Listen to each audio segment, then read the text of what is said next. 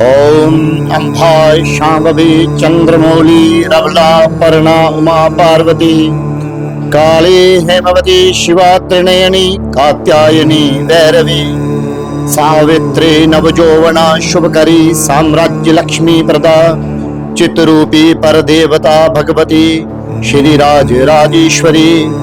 24 तारीख को तारा डूबने जा रहा है और इसमें सनातन धर्म के लोग हैं बड़ी मान्यता के साथ इसे देखते हैं। और जब तारा डूब जाता है तो कई सारे ऐसे काम रहते हैं कि वो उसे करना अशुभ मानते हैं। इस सब के जानकारी के लिए मेरे साथ इस समय त्रिप शास्त्री जी हैं। सर, स्वागत है आपका इस चैनल। धन्यवाद।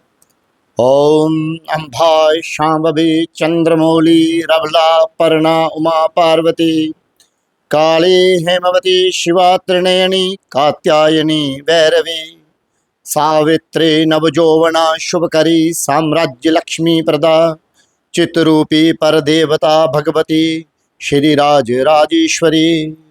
प्रणाम जी। सर, सवाल पहला ये रहेगा कि जब भी ये तारा डूबता है, जैसे 24 तारीख को ये डूब जाएगा, उसके बाद ऐसे कौन से कार्य होते हैं जो करना अशुभ माना जाता है? देखिए, सबसे पहले मैं ज्योतिष के हिसाब से बोलूं। देखिए, 6 शास्त्र होते हैं जिसमें ज्योतिष भी एक शास्त्र है। उसमें हम पंचांग के हिसाब से हम देखें तो 24 तारीख को शाम को ही शुक्र अस्त हो रहे हैं।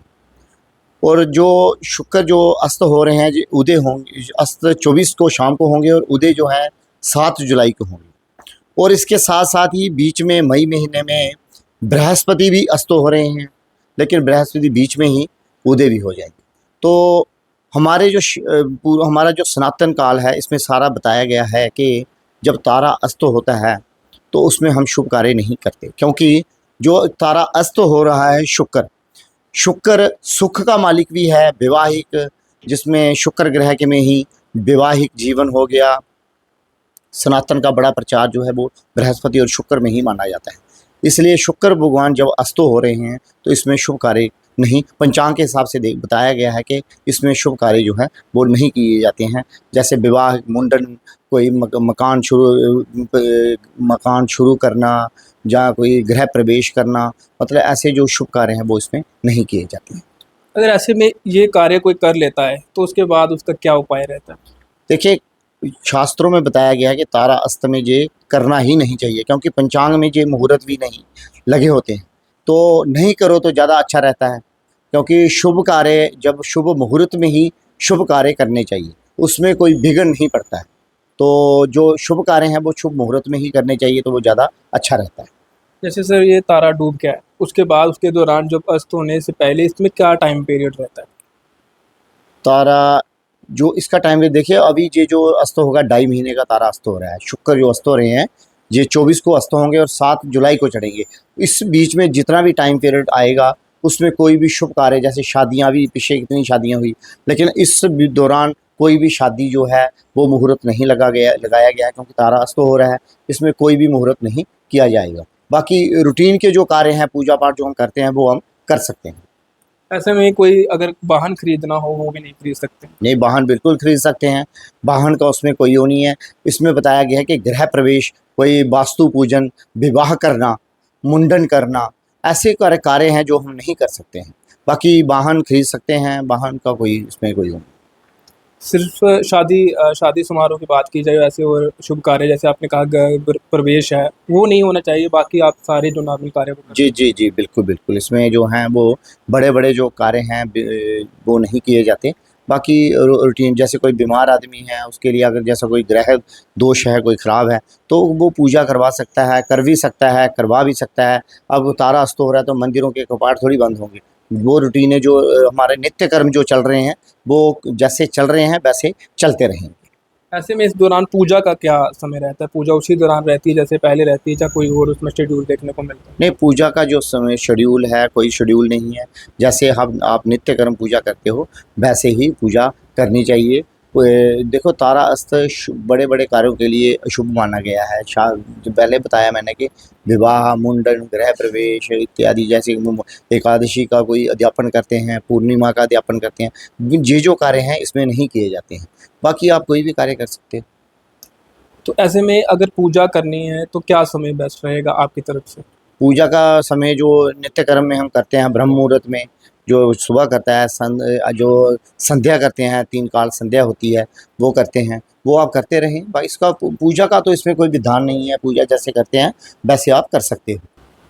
शास्त्री जी, मेरा सवाल आपसे ये रहेगा कि मॉडर्न ज़माने में कई सारे ऐसे युवक जुटते हैं, ऐसे में कोर्ट मैरिज तक कर लेती हैं।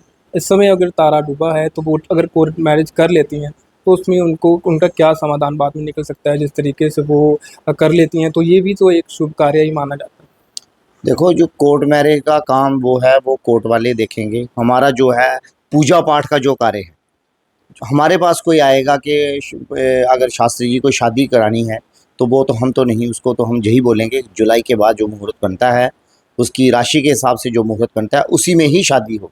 बाकी आजकल का जो ज़माना है, आप जो क्वेश्चन पूछ रहे हो या प्रश्न पूछ रहे हो, वो ज़माना देखिए, मुहूर्त में किया हुआ कार्य हमेशा सफल रहता है। वैवाहिक जीवन, कई लोग कुंडलियाँ मिलान नहीं करते हैं लेकिन बाद में इसके परिणाम जो है वो भुगतने पड़ते हैं। तो हमें कोई भी कार्य जो है वो शुभ मुहूर्त में ही देख के ही करना चाहिए।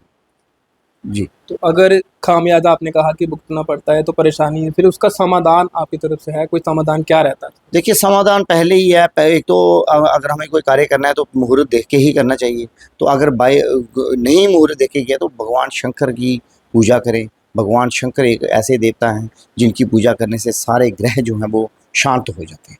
कितने समय पूजा करनी पड़ती है जिसके बाद से ये अगर परेशानी दुविधा पड़ जाती है परिवार में तो किस तरीके से उसे हल कर सकते हैं? देखिए, रुद्राभिषेक पाठ करवाएं। समय क्या, जितना अगर जब परेशान है तो इंसान पूजा करेगा करे, ठीक है ना। भगवान शंकर की पूजा करें तो इससे सारे संविधान जो हैं वो निकल जाते हैं। शास्त्री जी, तारा जो जिस सबसे डूबा है कितने दिन रहते हैं? क्या इसमें कुछ चेंजिंग देखने को मिलती हैं कि समय कम या ज़्यादा रहता है इसमें? देखिए, इस बार जो शुक्र अस्त हो रहे हैं वो 24 जुलाई को अस्त होंगे और 7 जुलाई को वो उदय होंगे। तो ये जो 2.5 महीने का ये जो तारा जो है अस्त हो रहा है। हर बार 2.5 महीने का ही तारा? नहीं, ज़रूरी नहीं है। कोई 15 दिन के लिए भी, 18 दिन के लिए भी होता है। ये देखा जाता है सूरज से कितनी ग्रह दूर है, ग्रह जो है वो कितनी दूर चल रहा है, उसी के हिसाब से जो हम गणना करते हैं कि ये तारा, ये जो ग्रह है कितनी देर तक अस्त हो रहा है। जितने भी दर्शक परफेक्ट टाइमलाइन के माध्यम से आपको देख रहे हैं, आपकी तरफ से क्या उनकी तरफ से मैसेज रहेगा आपको? देखिए, मैसेज ये है, भगवान का गुणगान करें। कोई इसमें तारा अस्त हो रहा है, इसमें ऐसा कुछ नहीं है कि हम भगवान की पूजा भी नहीं कर सकते। भगवान की पूजा करें, भगवान का, और तारा अस्त होने में ही भगवान की पूजा हमेशा करनी चाहिए, क्योंकि भगवान की पूजा करने से ही सारे ग्रह जो हैं वो शांत होते हैं। और देवादिदेव महादेव, महादेव की शरण में जो चला जाता है उसके सारे ग्रह जो हैं वो भाग जाते हैं और उसके ऊपर भगवान शंकर की ही कृपा होती है। तो हमें भगवान शंकर की ज़रूर पूजा करनी चाहिए। शुक्रिया, धन्यवाद बात। धन्यवाद। तो इस समय अगर बात करूँ तो 24 तारीख को जो तारा है वो डूबने जा रहा है और इस सब पर चर्चा करने के लिए हमारे साथ त्रिप शास्त्री जी थे। उन्होंने बताया कि किस तरीके से कितना समय रहेगा, क्योंकि इस बार 2.5 महीने का समय है जो तारा जब डूब जाएगा और उसके बाद ये तारा फिर से उदय होगा। इस बीच क्या कुछ कार्य करने चाहिए, शुभ कार्य किस तरीके से, कौन कौन से शुभ कार्य हैं जो इसमें नहीं करने चाहिए और क्या कौन से ऐसे काम हैं जो इसमें आप कर सकते हैं, उन्होंने बेहतपूर्ण जानकारी जो कि दी। और जितने भी दर्शक परफेक्ट टाइमलाइन के माध्यम से आपको ये देख रहे हैं उन तमाम लोगों को कहूँगा कि जो चीज़ें शास्त्री जी ने बताई आप लोग इसे फॉलो करें और साथ ही इस खबर को जितना हो सके इतना शेयर भी करें। देखते रहे परफेक्ट टाइमलाइन। मेरे कैमरा पर्सन और मुझे साहिल को दीजिए इजाज़त। नमस्कार।